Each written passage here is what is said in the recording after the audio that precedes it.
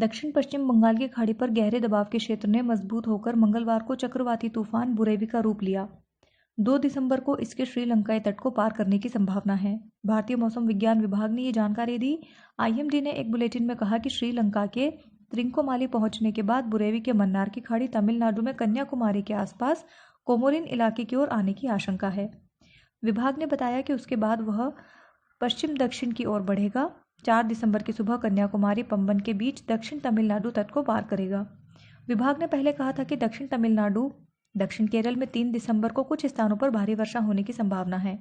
मौसम विभाग द्वारा दी गई जानकारी के मुताबिक केरल, पुडुचेरी, दक्षिण तटीय आंध्र प्रदेश के कुछ हिस्सों में भी चक्रवात पनप रहा है। इसके चलते इन क्षेत्रों में भारी बारिश होने की संभावना है। मौसम विभाग का कहना है कि दक्षिण केरल में 3 दिसंबर को बारिश की संभावना बनी हुई है।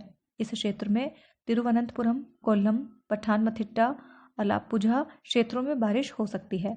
मछुआरों को सलाह दी गई है कि वे 30 नवंबर से 1 दिसंबर तक बंगाल की खाड़ी के दक्षिण पूर्वी हिस्से में, 1 से 3 दिसंबर तक बंगाल की खाड़ी के दक्षिण पश्चिम हिस्से एवं पूर्वी श्रीलंका तट से दूर ही रहें। कोमोरिन क्षेत्र, मन्नार की खाड़ी, तमिलनाडु, केरल, लक्षद्वीप तट इसकी चपेट में आएंगे, जहां इसके 2 से 4 दिसंबर के बीच कहर बरपाने की संभावना है। यही वजह है कि इस पर इन इलाकों में समुद्र में नहीं उतरने की सलाह दी गई है। इसके अलावा लक्षद्वीप, मालदीव क्षेत्र आसपास के दक्षिण पूर्वी अरब सागर में 3 से 4 दिसंबर तक नहीं जाने की सलाह जारी की गई।